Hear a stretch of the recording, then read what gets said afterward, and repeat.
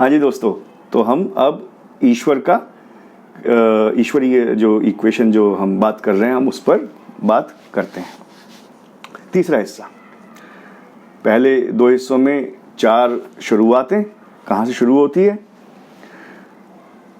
कहाँ है, इस बारे में बात हो गई।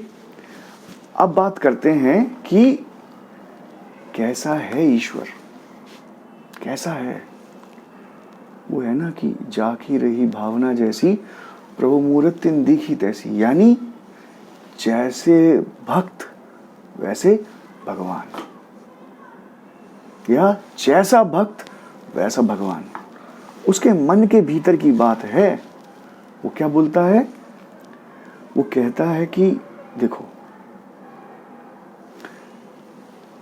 कुछ लोग उसे सगुण देखते हैं, सगुण साकार, यानी मूर्ति सामने समक्ष है आपके, गुण है उसमें, मुरली पकड़ी हुई है, पीतांबर है, ऐसा है वैसा है, मोर पंखी है, एट्रीब्यूट्स हैं उसके, यानी सगुण, गुण के साथ है, और साकार है, सामने है। मीराबाई इस परंपरा की कवियत्री थी, ठीक है। दूसरा स्वरूप लोगों ने देखा, तो एक ने देखा सगुण साकार, दूसरे ने देखा निर्गुण निराकार, कि वो कैसा दिखता है व्यक्ति, फॉर्म कुछ नहीं है, फॉर्मलेस है वो, कहते हैं कोई उसकी शक्ल नहीं है। नानक ने कहा एक ओमकार, बस एक ओमकार है, निर्गुण निराकार। कबीर इस परंपरा के कवि हैं। वो साईं की बात करते हैं कि तेरा साईं तुझ में है, जाग सके तो जाग। वो उसे कृष्ण नहीं कहते, वो उसे राम नहीं कहते, साईं कहते हैं। कोई संज्ञा बस इतनी ही है कि बस वो फॉर्मलेस, कुछ कोई रूप नहीं है उसका। सगुण साकार, निर्गुण निराकार। आपको याद होगा कि पहले वीडियो में मैंने द्वैत, अद्वैत, विशिष्ट अद्वैत की भी बात करी। द्वैत मतलब ईश्वर और इंसान दो अलग अलग चीजें मानने वाली परंपराएं, जैसे इस्लाम है या इब्राहिमिक फेथ्स हैं कि ईश्वर अलग है, इंसान अलग है, ये द्वैत है। अद्वैत परंपरा की इंसान और भगवान एक ही, सेम, कोई फर्क नहीं है दोनों में, दोनों एक ही, मतलब एक इंटीग्रेटेड होल है, जुड़े हुए, कोई फर्क नहीं है, अलग नहीं है। एक विशिष्ट अद्वैत, वो ये परंपरा है, वो ये कहती है कि जी अलग तो हैं पर एक हो जाने की संभावना जरूर है, ठीक है ना। सूफियों में फना होने की परंपरा है, तो वो फना होना ये विशिष्ट अद्वैत जैसा ही है कि इसमें भी अगर आप कोशिश करोगे तो आप एक दूसरे के साथ मिल जाओगे, और इंसान और भक्त और ईश्वर का फर्क जो है वो समाप्त हो जाएगा। अगर हम देखें तो कोई शिव की आराधना करता है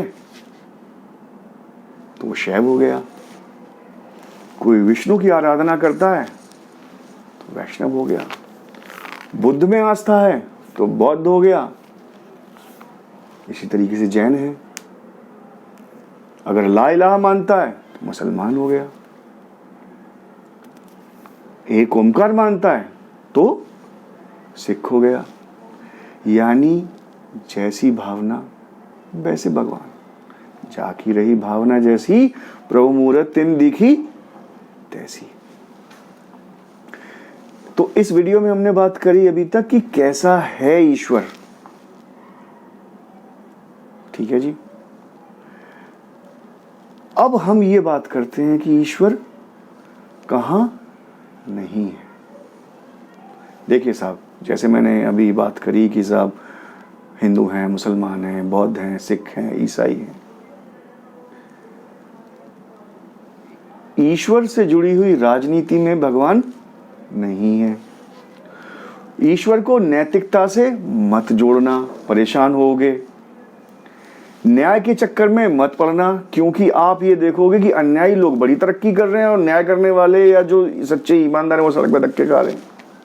तो इसका मतलब ये है कि ईश्वर का इससे भी कोई लेना देना नहीं है। हो सक्सेस हो गई तो कहेंगे हमारा ये तो होना ही था, ये तो मेरे नसीब में था। नहीं हुई, बेचारे ने लाख कोशिश कर ली, तो कहेंगे तेरे नसीब में नहीं था, ईश्वर नहीं चाहता। ईश्वर चाहता है नहीं चाहता ये पता नहीं है।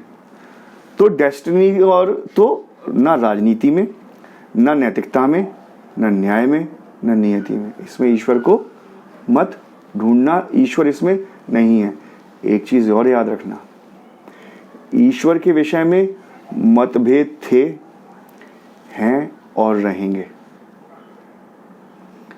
आप ईश्वर, अगर आप सचमुच भक्त हैं और प्रसन्न होना चाहते हैं, खुश होना चाहते हैं, तो आप ईश्वर से जुड़ी राजनीति के बजाय ईश्वर को पुकारने पर ध्यान दीजिए।